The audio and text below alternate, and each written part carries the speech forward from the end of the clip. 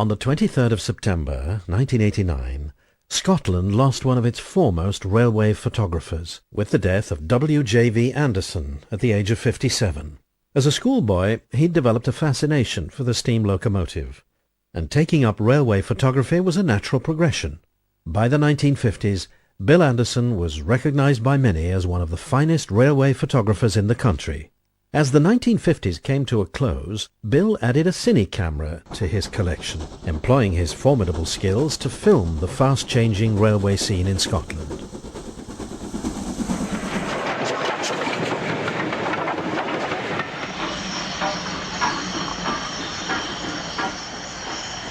His love of railways went beyond simply shooting locomotives, and often he filmed railway men carrying out what was to them routine work. From this, he often developed a close relationship with footplate crews. One result of this, particularly with crews from Thornton and Perth depots, was the sudden appearance of impressive columns of smoke when they saw Bill and his camera at the line side.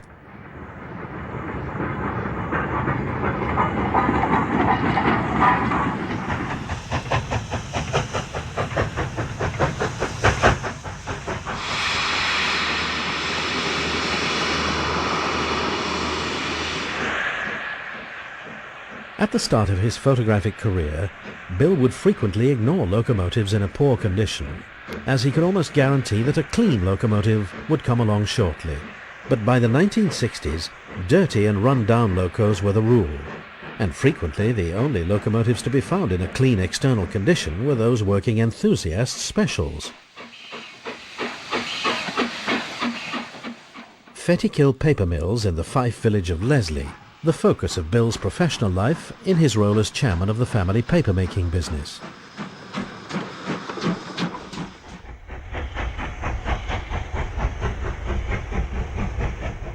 The Anderson family home was also in Leslie, giving Bill plenty of opportunity to film the regular workings that supplied the mill with coal. Although the sight and sound of a steam locomotive working hard always impressed Bill, it was primarily the diversity of steam locomotive design and railway operations that held his interest, reflected in this tribute to his film legacy, Steam in Scotland.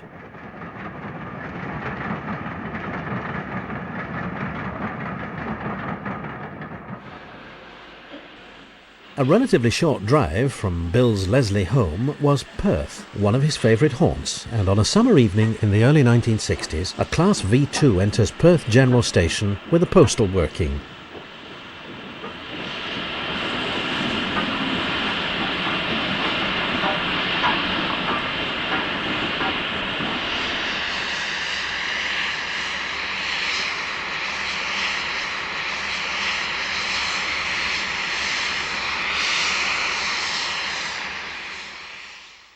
These LNER-built locomotives were a common sight at Perth, although none were allocated to Perth's depot, this example belonging to Aberdeen's Ferry Hill depot, where it had been based since 1945.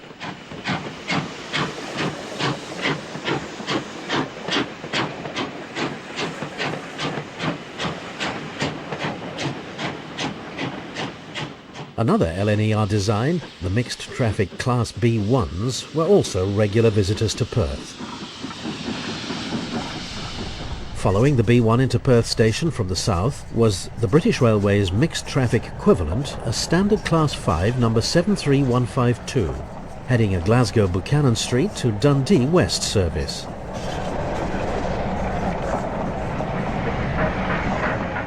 However, the most commonly seen mixed traffic design at Perth was of LMS origin and known affectionately as Black Fives, a nickname that related to their livery and power classification. BR-built Class 4 tanks were used as station pilots at Perth, 80093 handling South End duties on this occasion and one of 4 allocated to Perth depot in the 1960s. A short distance east of Perth General Station, the 22-mile route to Dundee crossed the River Tay on a single-track viaduct.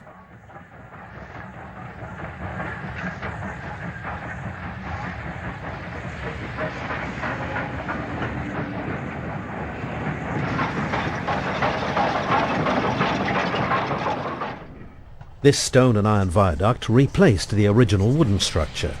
But unfortunately, financial caution meant that the opportunity was missed to make the replacement structure twin track. The north end of Perth General and a Ferry Hill-based Black 5 leaves with an evening service to Forfar and Aberdeen.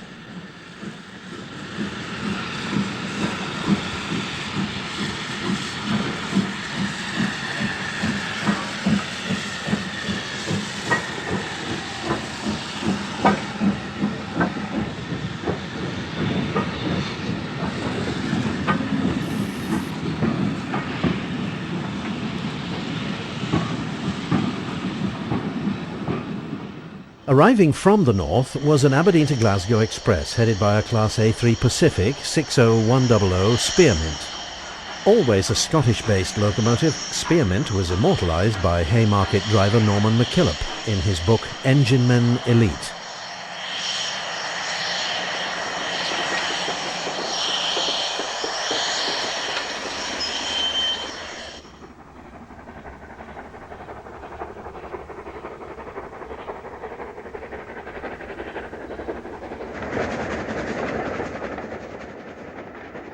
Just south of the station were the coach and wagon works, and waiting in the Up Dundee loop adjacent to the works was a BR-built Clan Pacific 72009 Clan Stewart with the 1230 empty carriage stock working for Carlisle.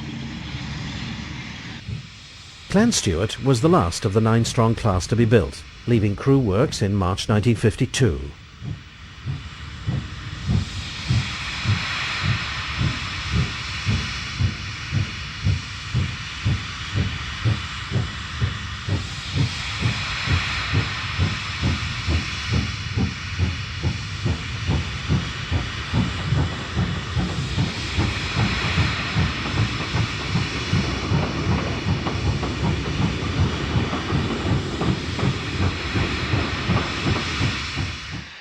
Following Clan Stewart out of the loop on its return from duties to the Crieff branch was an ex-Caledonian Railway locomotive, its design dating from the 1890s.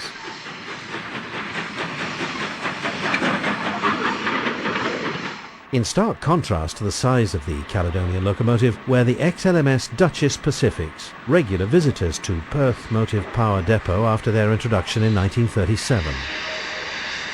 Designed by William Stanier, the Duchesses were introduced to handle heavy West Coast expresses, although by the early 1960s they could be found on all manner of less prestigious duties as they became increasingly displaced by diesels. Under British Railways, a variety of liveries was applied to the Duchesses, and arguably the most attractive was the lined red livery introduced in 1958.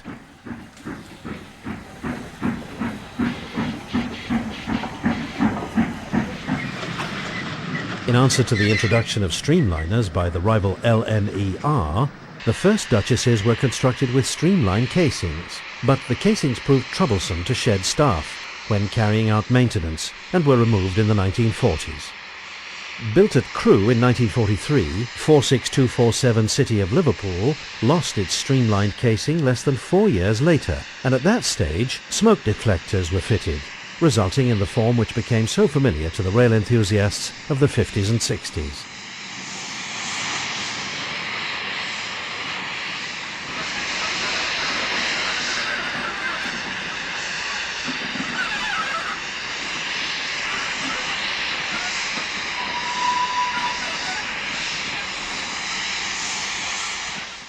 "46247 was first allocated to London's Camden Depot.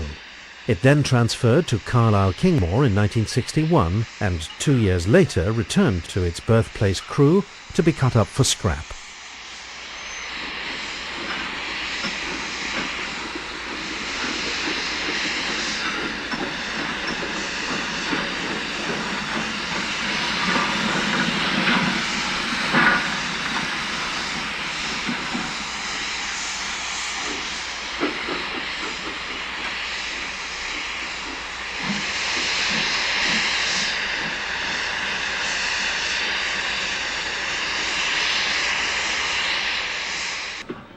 Leaving the shed yard, City of Liverpool reverses past the carriage and wagon works en route to collect its train that included insulated fish vans destined for London.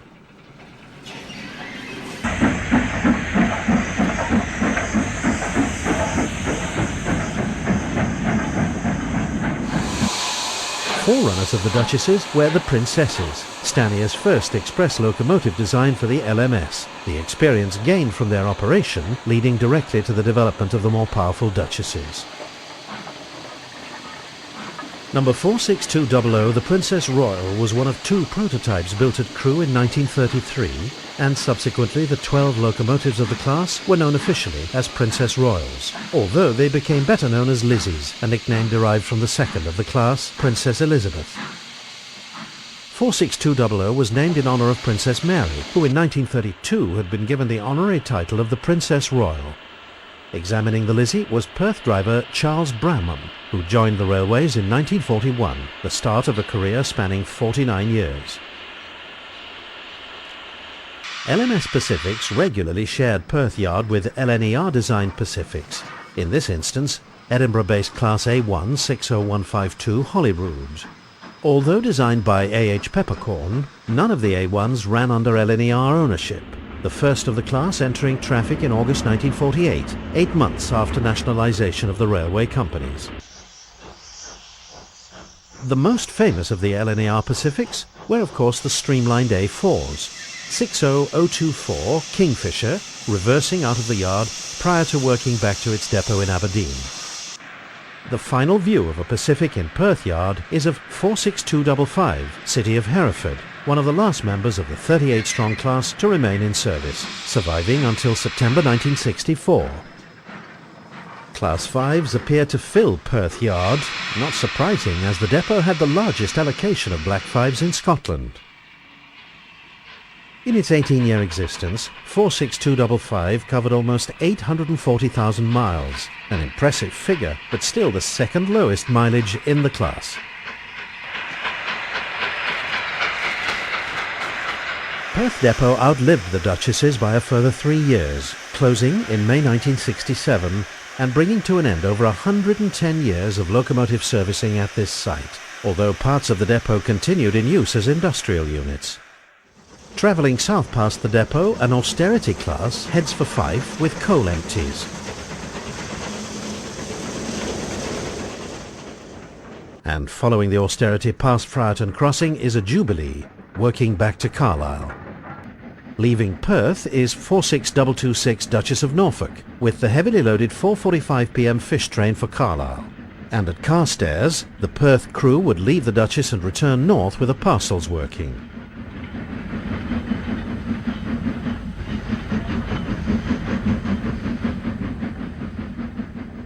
Passing Friarton, Class A3, 60043, Brown Jack, approaches Moncrieff Tunnel just south of the shed. The southern portal of the 1,200-yard-long Moncrieff Tunnel opened onto Hilton Junction, one of Bill Anderson's favourite locations.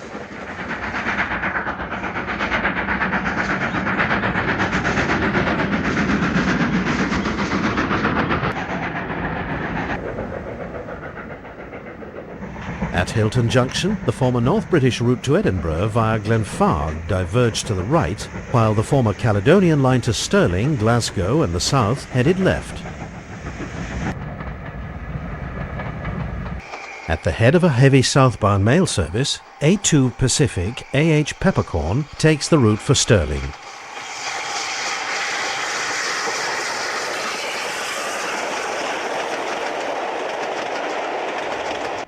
Taking the line towards Glenfarg and Kinross, an austerity 280 passes the junction with coal empties for Kelty Yard.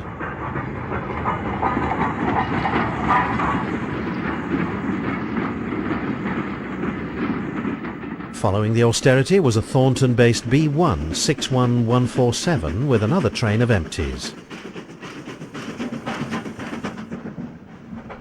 By 1965, most of the stations on the 43-mile Perth to Edinburgh route via Glenfarg had closed, and in 1970 the route south of Bridge of Erne was closed completely, with much of the track bed removed, following construction of the M90 motorway.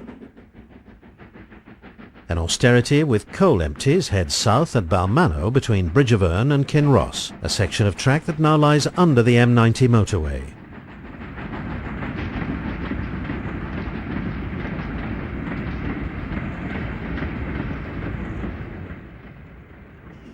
The next view of the austerity was on the approaches to Moorcars Junction, 13 miles south of Perth, from where a 12-mile single line linked Moorcars to Ladybank Junction on the East Coast Main Line.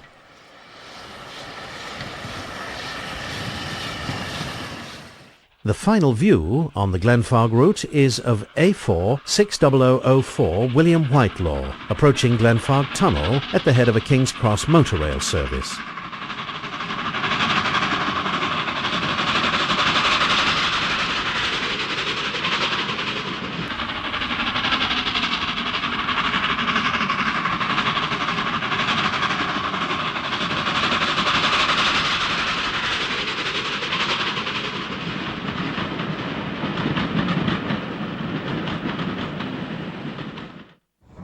We now move to the 9-mile Crieff branch that linked the Perthshire market town of Crieff with the main line at Gleneagles.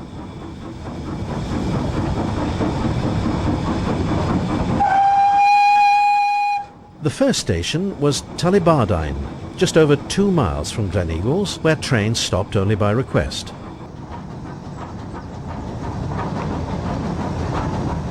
The intermediate station was Mewthill, which had the only passing loop on the branch, followed by Highlandman, 1.5 miles from Crieff.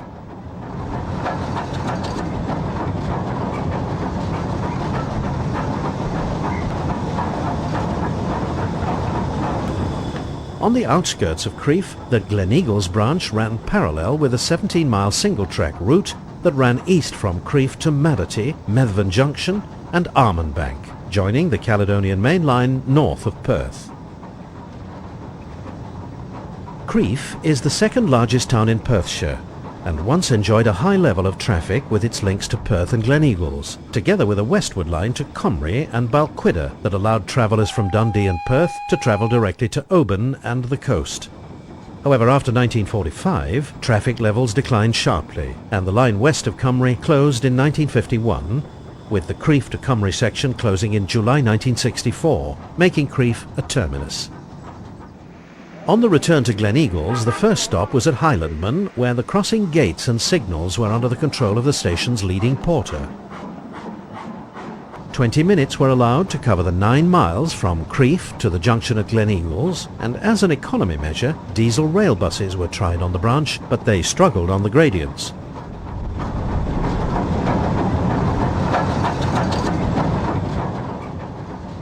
Four miles into the return journey, and Mewthill station comes into view once more. The line from Mewthill to Gleneagles closed in July 1964. The remaining section, from Mewthill to Crieff, closing later that year on the 2nd of November. And within 3 years, Crieff lost its last rail link with closure of the Armonbank route to Perth. With Bill on this journey were 2 of his children, Anna and Graham, obviously enjoying their trip.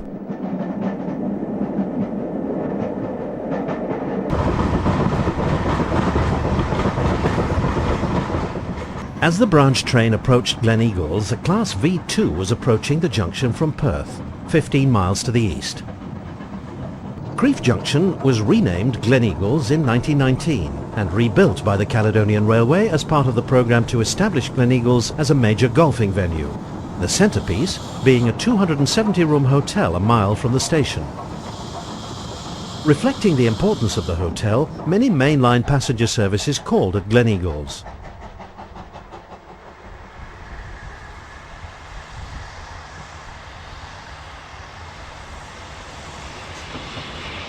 As an Aberdeen to Glasgow 4-hour service arrives, the Crieff branch train engine runs around its coaches, ready to work back along the branch. The impressive Caledonian Railway signals controlled access to the Crieff branch.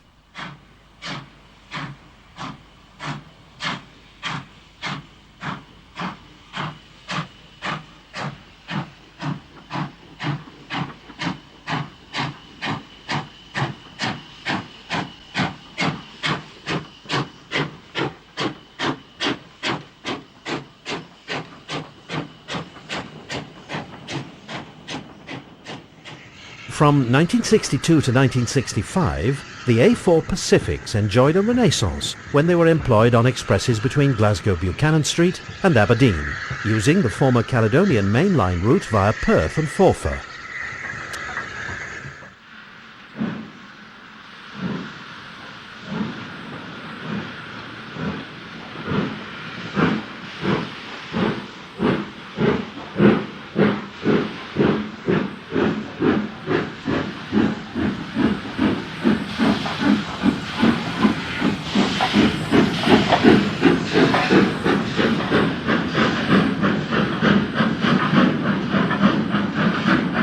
By this time, the A4s were almost 30 years old, longevity in contrast to some of the diesel designs intended to replace them. An interesting feature at Gleneagles was the short goods-only branch that served the nearby hotel, a project conceived in 1909 by the Caledonian Railway to serve the rich and famous.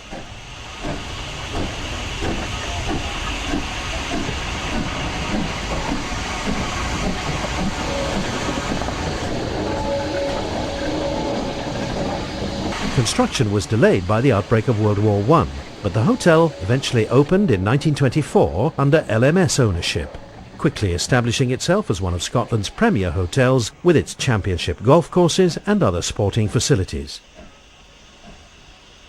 The branch was laid to deliver building materials during construction of the hotel, and afterwards for delivering provisions together with the transportation of linen between the hotel and its laundry in Edinburgh.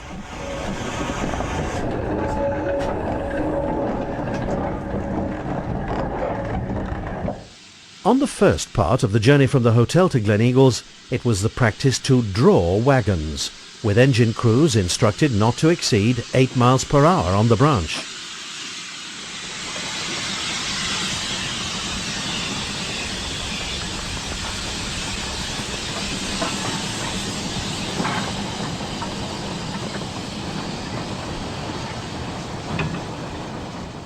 Shortly before the hotel line joined the Crieff branch, an additional loop was provided to allow the locomotive to run round its train and finally propel its wagons into the sidings at Gleneagles Station.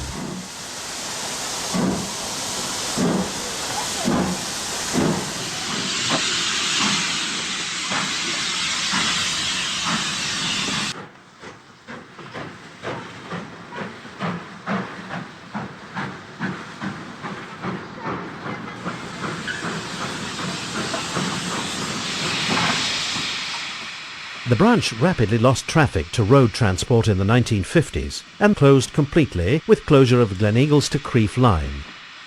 Locomotives to work the hotel branch were provided by Stirling Depot, which frequently supplied ex-Caledonian Railway Class 2Fs, known as jumbos, ideally suited to the leisurely pace of the pickup goods.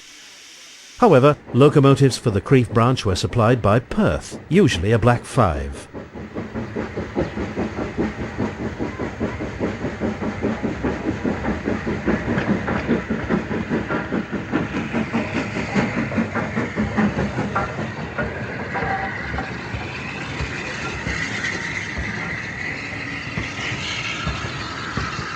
Although tank locomotives were perhaps better suited to branch line services, their limited coal capacity was a problem.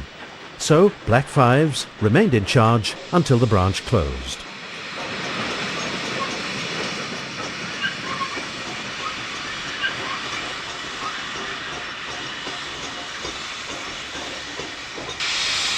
Just over 2 miles west of Gleneagles was Blackford Station, and arriving from Gleneagles with the daily goods working, 57261 crosses the A9 trunk road before entering the station's goods yard.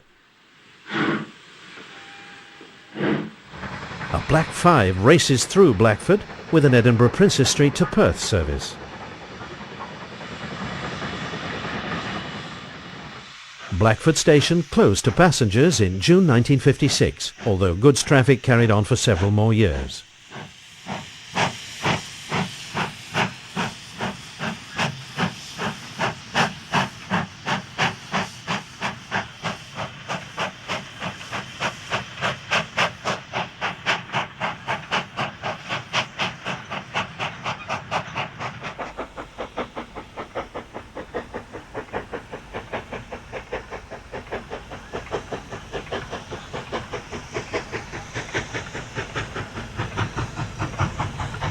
Leaving Blackford, 57261 heads towards Stirling, and temporarily the only activity at Blackford was from a couple of track workers in an era long before the introduction of high visibility vests.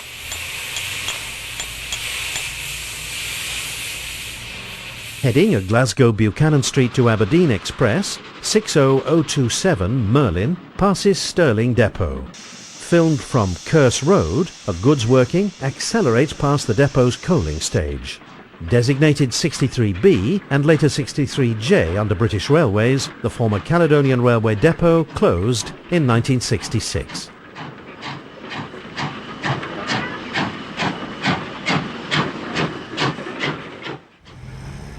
From filming ex-Caledonian Railway territory, Bill moved to ex-North British Railway territory, and in particular Bathgate, 17 miles west of Edinburgh.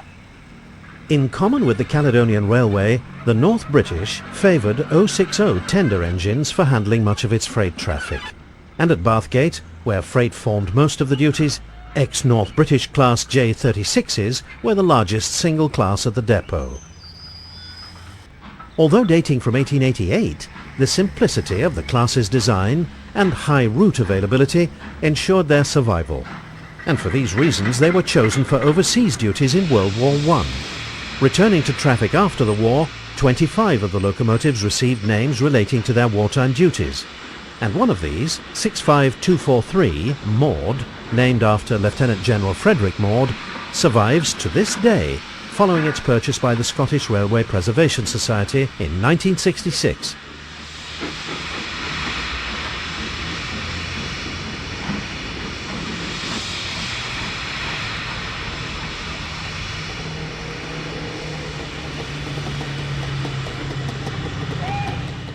Coal was the staple traffic at Bathgate until the rapid decline of the coal industry in the 1960s.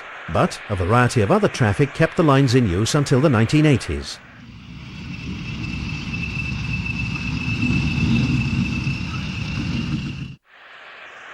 The 27th of August 1966 and J36 65345 was employed to head a rail tour around the Edinburgh suburbs, and Bill's first filming took place at Musselburgh.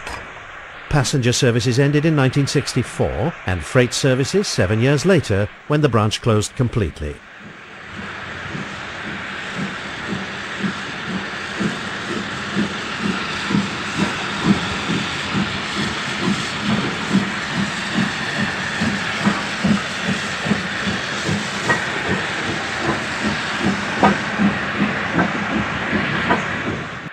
The next location where Bill caught the rail tour was at Smeaton, where the McMurray and Gifford branches diverged from the Edinburgh-Peebles line. Although Smeaton Station had closed to passengers in 1930, coal traffic from Dalkeith Colliery used this line until the 1970s.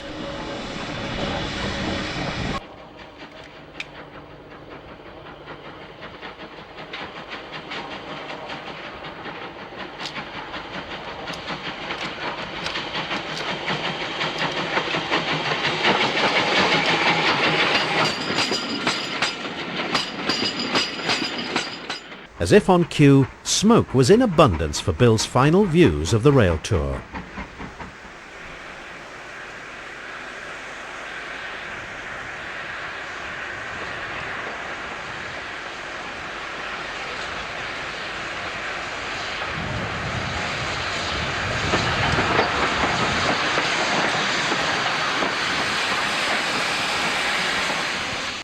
In a more everyday role, J36 65288 climbs up the steeply graded branch from South Queensferry to Dalmeny Junction at the south end of the Forth Bridge. For many years, the local distillery was the main source of traffic on the branch after passenger services ended in 1929. However, even the distillery traffic ended, and in November 1967, the branch closed.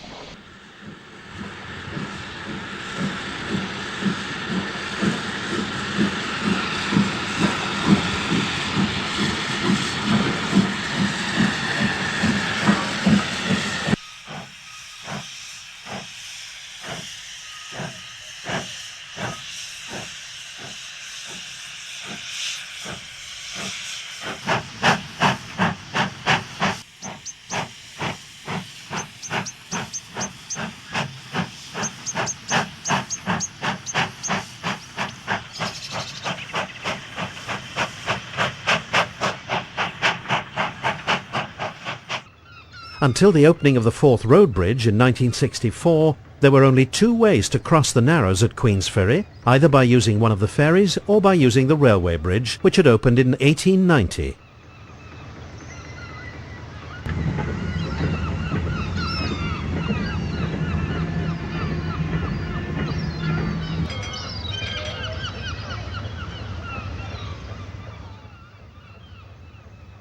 The limited carrying capacity of the ferries caused major delays to road traffic during busy periods, and few regular travellers mourned their passing. A short distance from North Queensferry was Charlestown, on the banks of the Forth, and a 4-mile-long branch led to Charlestown from Elbow End Junction near Dunfermline. The branch was built originally to cater for mineral traffic, and later to service the nearby naval depot at Crombie, and J36s from Dunfermline Depot were the regular engines on the branch.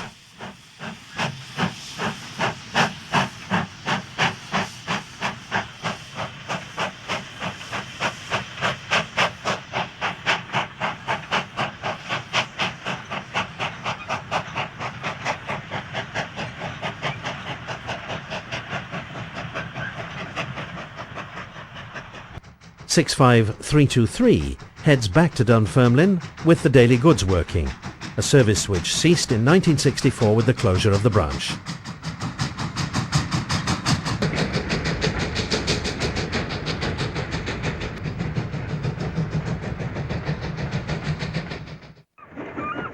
Further round the Fife coast at Burnt Island, and the Inverkeithing Pilot positions itself to assist a Class J38 in moving its heavy train onto the main line.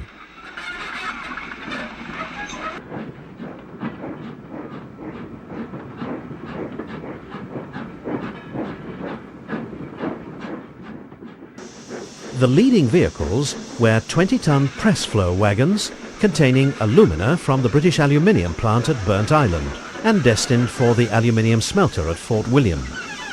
By the 1960s, much of the town's prosperity was based on the British Aluminium Company, the largest employer in the area, and which had established its plant during World War I.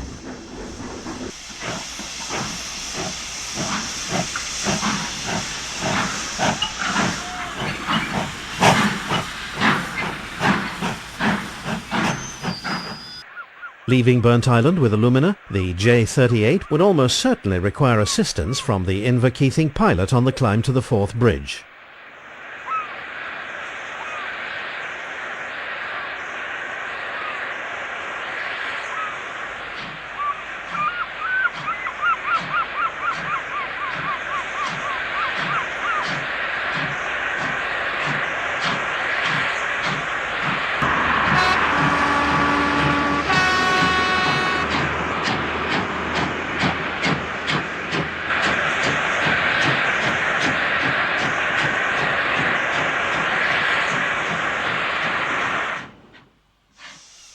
Five miles north from Burnt Island, on the outskirts of Kirkcaldy, lay Seafield Colliery.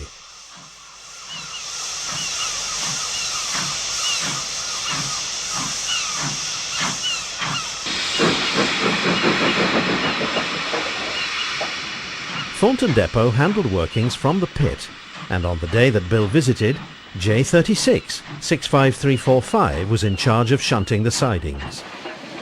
At its peak, 2,200 people were employed here, and it was confidently predicted the pit would be in production for 150 years.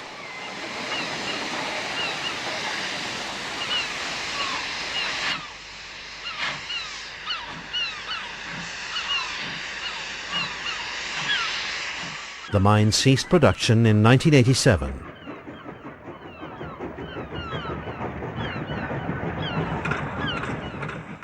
At the north end of Kirkcaldy was another colliery, the Francis, linked to the main line at Dysart by a short branch known as the Dubby Shunt. The branch crossed Norman Road in Dysart, and the level crossing was known, not surprisingly, as the White Gates.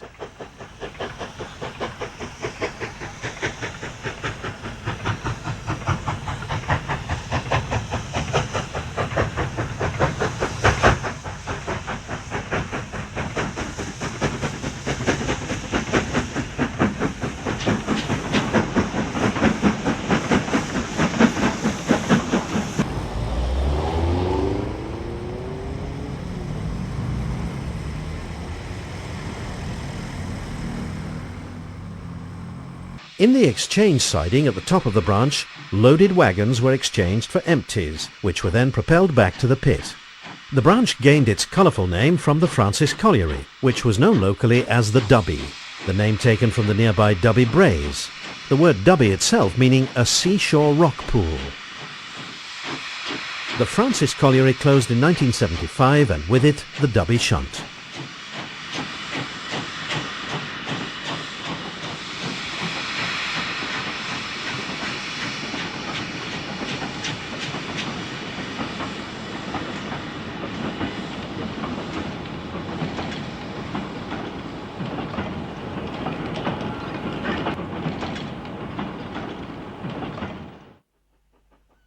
Further along the coast was the largest mining complex in Fife, where several collieries operated around Wemyss, Buckhaven, Methil and Leven, and latterly the largest operator was the Wemyss Private Railway, with 20 locomotives operating over 44 miles of track.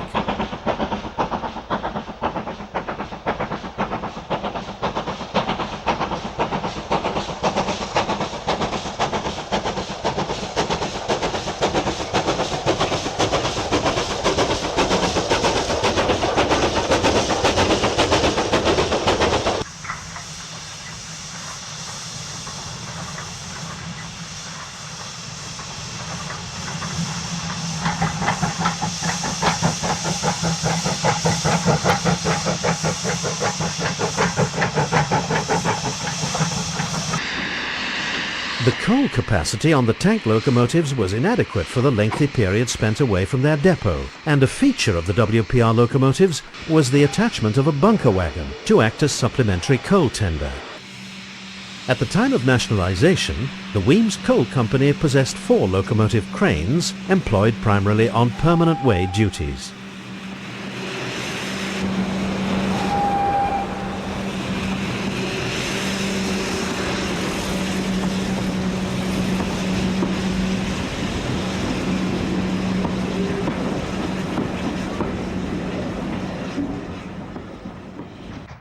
Passing the Denbeath loco shed, Hunslet built WPR number 16 heads a loaded train destined for the coal washing plant.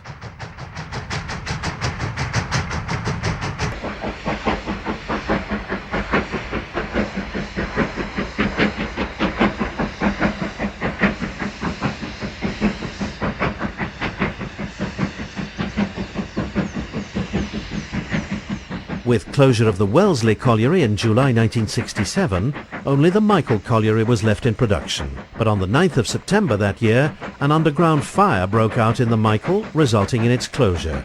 9 miners died in the fire, a toll that would have been higher but for the actions of pit deputy David Hunter, who rescued an unconscious miner from the inferno and for his bravery was awarded the George Medal.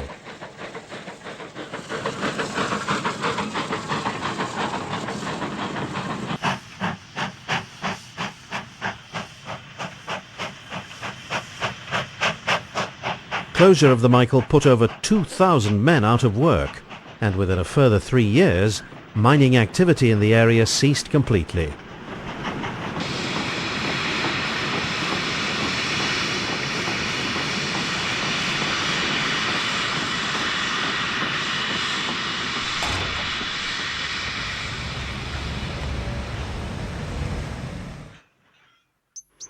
Moving inland to the Leslie branch, and a Class J38 with coal bound for Fettykill paper mills has an almost toy-like appearance as it crosses the Leslie Viaduct.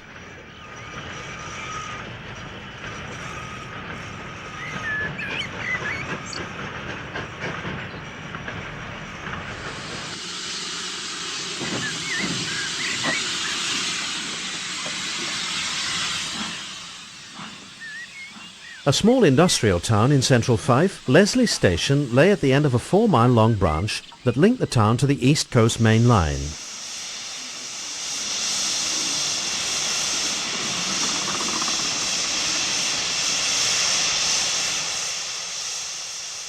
From the station yard, a long siding led to the paper mills. After taking the rake of wagons into the mill, the locomotive would return with the brake van, the train guard operating the crossing gates on Glenwood Road.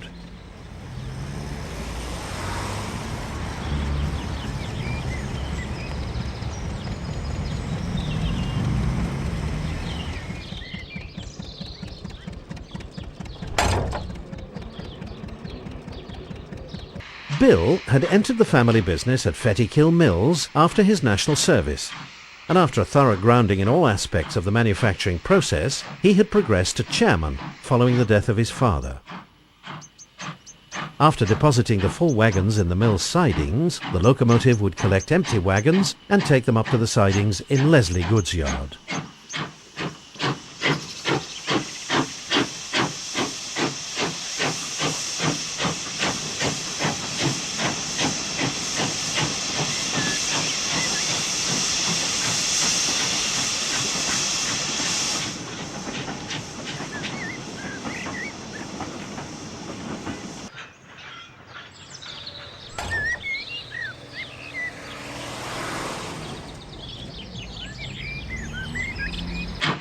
A J37 64541 pulls a rake of empties up from the mill.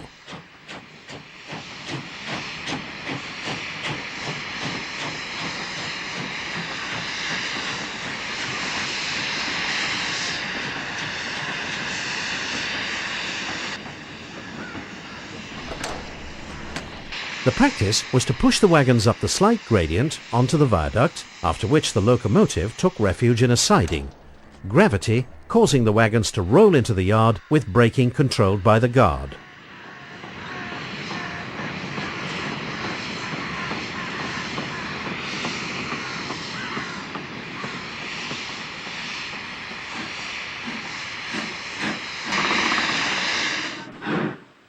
On a wintry Fife day, another of Thornton's J37s assembles a train in Leslie Yard, with Bill joining the footplate crew on the journey before heading towards Markinch Junction, where the branch met the East Coast Main Line.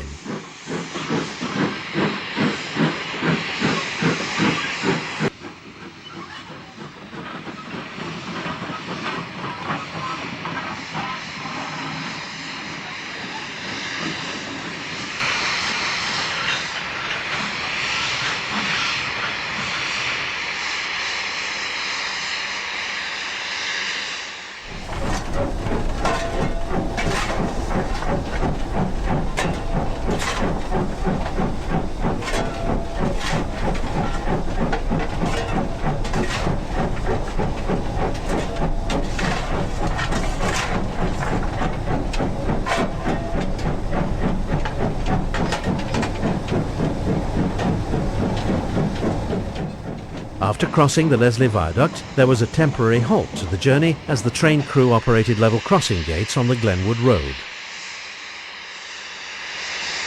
The J37 had been allocated to Stirling, Edinburgh and Bathgate depots before its transfer to Thornton Junction in November 1964.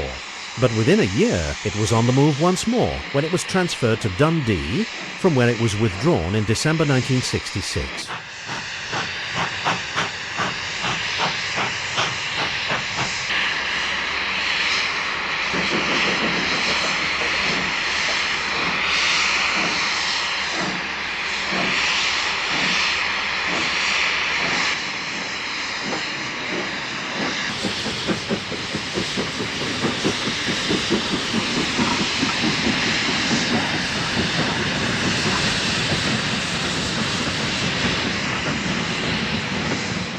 On the last section of the journey, the line from Leslie passed Auchmuty Junction, from where a short branch served local paper mills. Leslie had lost its passenger service in 1932, and on the 9th of October 1967, freight services also ended, with the line from Auchmuty Junction to Leslie lifted and the track bed subsequently converted to a cycle path. On arrival at Markinch, the wagons were shunted once more before onward transit to the marshalling yards at Thornton, 3 miles to the south.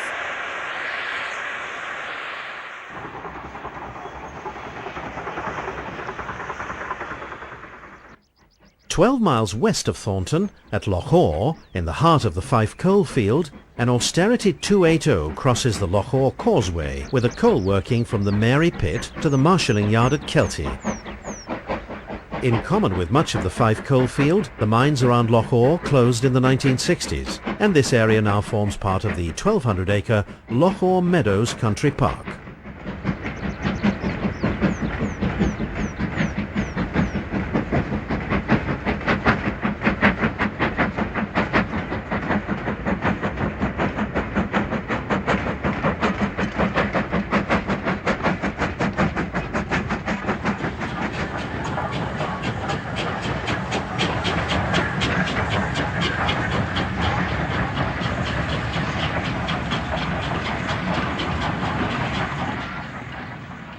Kelty lay on the North British Main Line from Edinburgh to Perth, and in the late 1950s Kelty Yard was enlarged to cope with an increased flow of coal traffic from the mines that surrounded the area.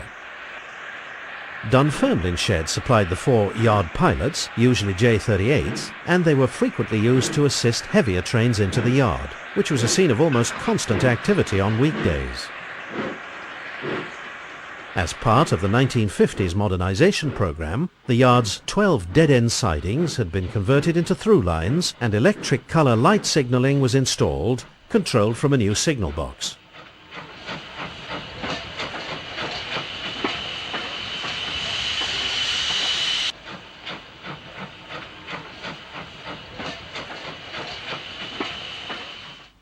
Overlooked by the Benarty Hills, a Perth-based Black 5 assembles its train, which would probably be backed up at Glenfarg Summit by one of the yard pilots.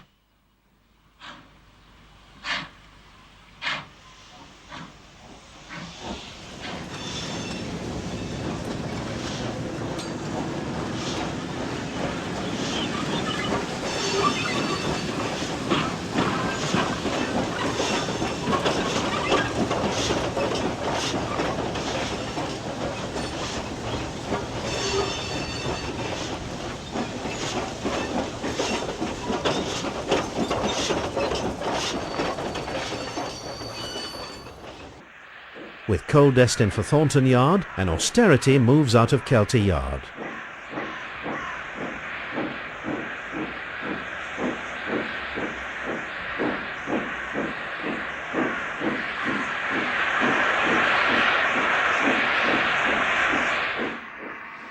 At Kelty South Junction on the main line, a Dunfermline-based austerity waits for a freight bound for Perth to clear the junction.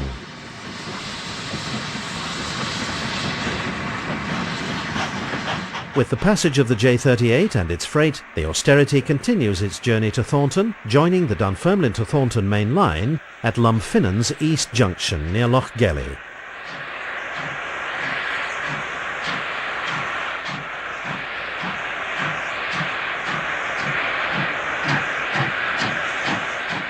With coal from Thornton Yard, B1 61330 passes Kelty South Junction signal box as it heads for Perth.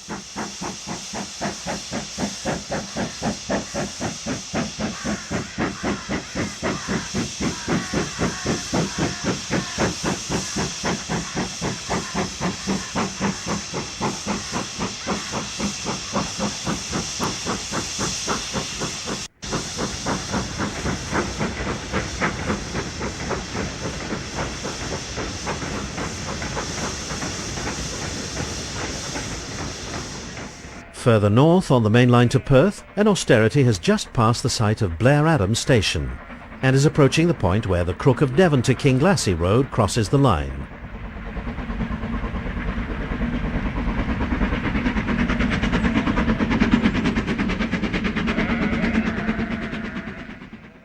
Gathering speed on the falling gradient to Kinross, the austerity skirts Loch Leven. The Devon Valley route from Alloa joined the Perth line at Kinross, but this closed in 1964, and 6 years later, Kinross lost its rail links completely with closure of the Perth to Edinburgh main line.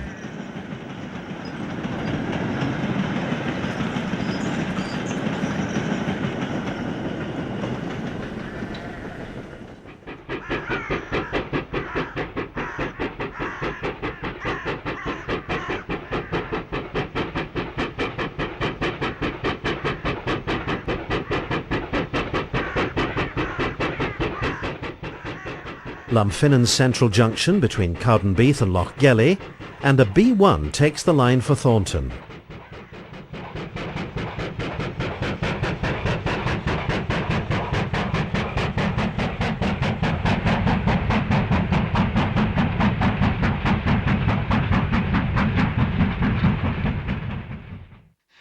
Thornton Junction shed, and Bill makes full use of the evening sun. The former North British depot was the largest in Fife. Its locomotive allocation, comprising mainly of freight classes, kept busy on traffic generated by the Fife coalfields. Thornton Junction had 16 of the LNER designed Class J38s, and although heavy on coal, they were free steaming. Less powerful than the J38s, but with greater route availability, were the J37s designed by the North British Railway. Near to Thornton Depot was Rothes Colliery, opened in 1957, its twin winding towers dominating the landscape and connected directly to Thornton's immense marshalling yard.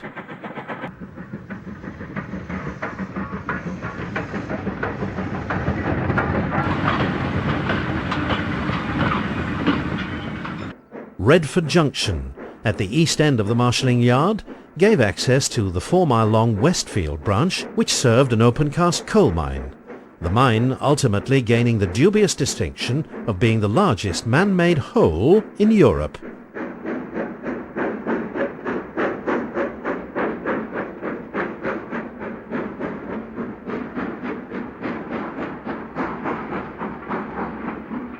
Construction of the marshalling yard at Thornton had begun in 1953, and the 38-acre site was designed to accommodate over 2,000 wagons.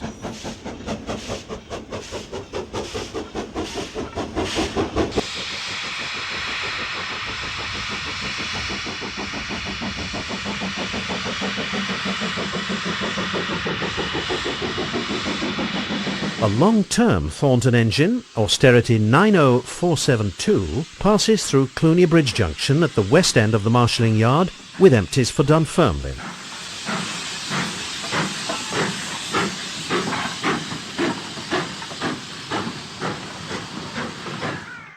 A short distance past the junction, the B981 crossed the Dunfermline line, and for many years a siding and loading dock were provided for the use of local farmers.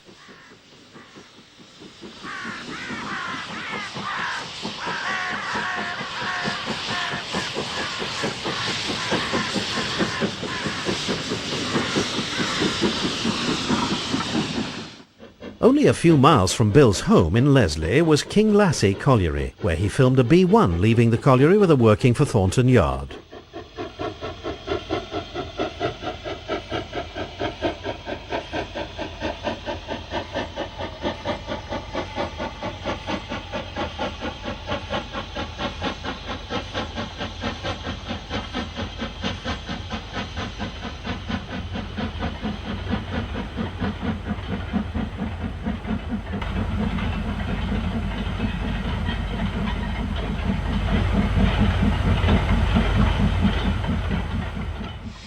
Also serviced by Thornton Yard was the Lurgy gas plant, opened by the Queen in 1961 and designed to produce gas from coal supplied from the nearby Westfield open-cast mine.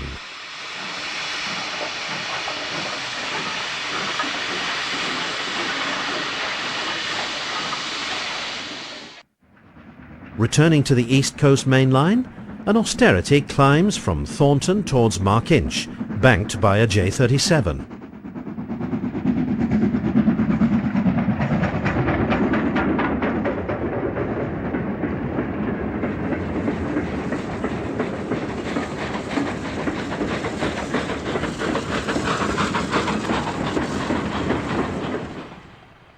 Markinch was the junction for the Leslie branch, and in later years its goods shed was temporarily home to preserved A4 Pacific Union of South Africa.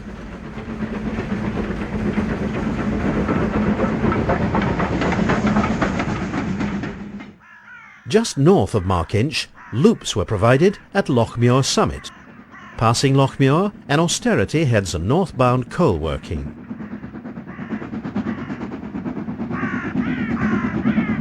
Following the coal train was an Edinburgh to Aberdeen Express, diesel-hauled. Approaching the summit from the north, a B1 passes with a mixed freight.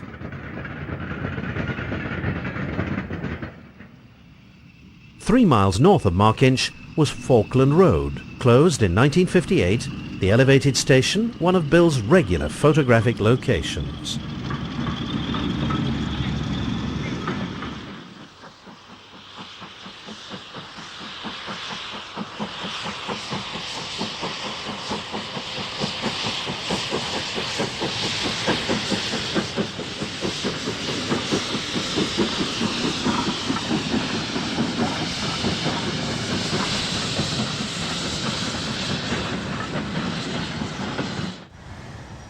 3 miles north of Falkland Road Station were Ladybank South and North junctions, where single-track lines to Moorcars Junction and Perth diverged west from the main line.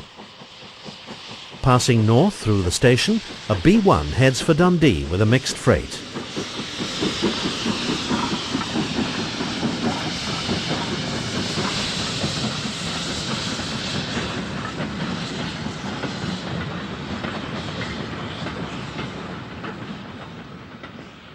The Civil Engineers Department had substantial presence at Ladybank, and a Class V2 passes the engineer sidings with an Aberdeen to Edinburgh working.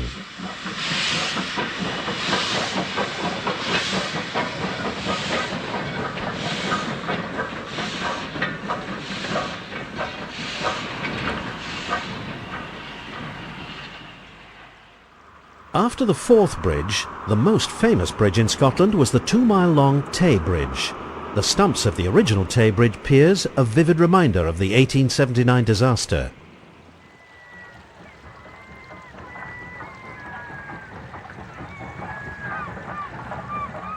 Crossing the Tay Bridge, an evening service from Dundee to Tayport leaves the main line and enters Wormit, the first of 4 stations on a 4 3/4 mile branch to Tayport. After the opening of the Tay Bridge, Wormit developed into an affluent commuter settlement for Dundee and claims to have been the first village in Scotland with electricity. Passing Wormit, a J37 heads for Dundee with a coal working.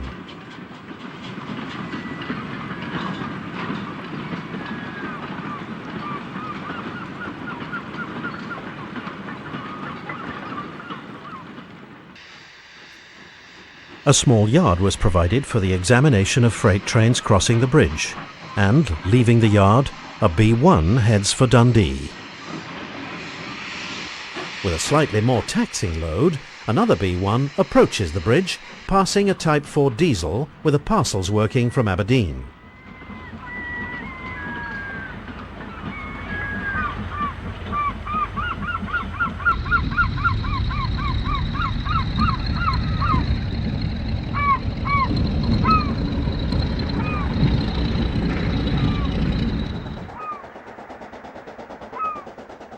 Following the diesel with an enthusiast's rail tour was Class J39 64786 of Dundee Tay Bridge Shed, and Bill caught up with a special at Kilmeny, which had closed to passengers in 1951 when Dundee to Perth services via Bridge of Erne were withdrawn.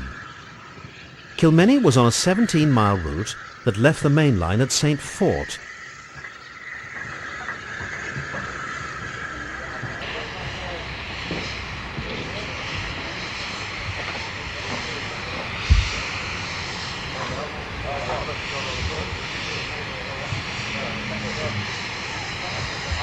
From their introduction, the J39s were distributed through the LNER system, but of the 289 J39s built between 1926 and 1941, only a handful were allocated to Scottish sheds, and even they had been withdrawn by the end of 1962. Returning to Ladybank, the main line is left behind as the route to Bridge of Erne and Perth is taken on board a rail tour.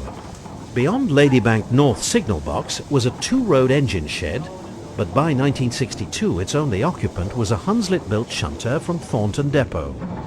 6 miles from Ladybank was the site of Glenburnie Junction, the through route from here to St Fort having closed in 1960. Clatchard Craig Quarry was a major feature of the area, once the site of an Iron Age fort later destroyed by the Romans. 14 miles after leaving Ladybank, the line joined the Glenfarg route near Bridge of Erne, which in turn joined the Stirling route at Hilton Junction.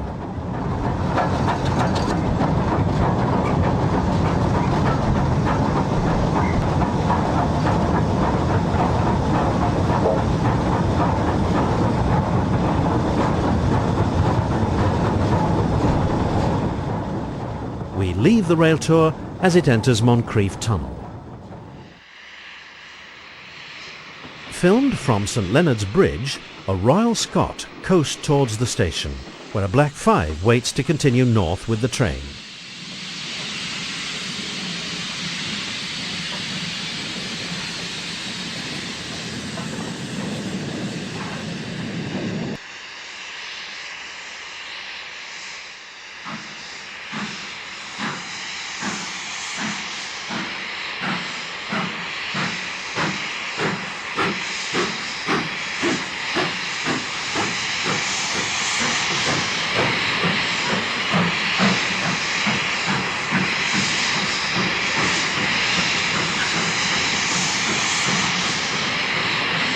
By the end of 1964, the Duchesses had disappeared from the railway scene, leaving the A4s as the stars of passenger services using Perth. Regularly employed on the tightly timed 3-hour Glasgow to Aberdeen expresses on the former Caledonian Main Line through Forfar.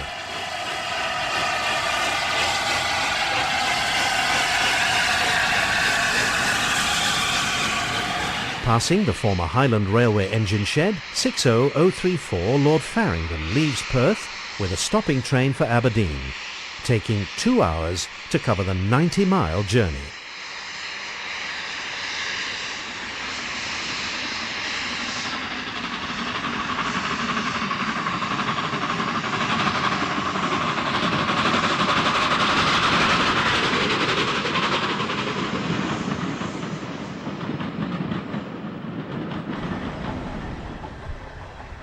Also using the main line through Strathmore was an ex-Caledonian Railway 440, number 54465, at the head of an enthusiast special.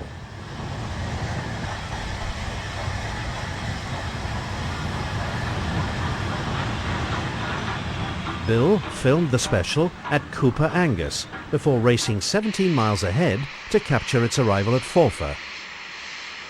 Cali Bogie 54465 was one of 2 ex-Caledonian Railway locomotives employed on a joint Branch Line Society and Stevenson Locomotive Society Easter Rail Tour in April 1962. 54465 and the 2 other remaining members of the class were withdrawn later that year, a stark reminder that time was rapidly running out for steam traction. Once a common sight at Forfar, this would be the last occasion when a Cali 440 would use the depot's turntable, and within 3 years of these scenes being filmed, the depot itself would pass into railway history.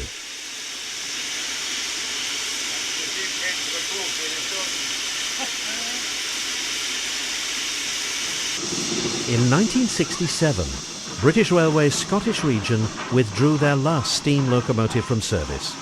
And this programme is a testament to Bill Anderson's foresight in recording the final years of steam workings in Scotland.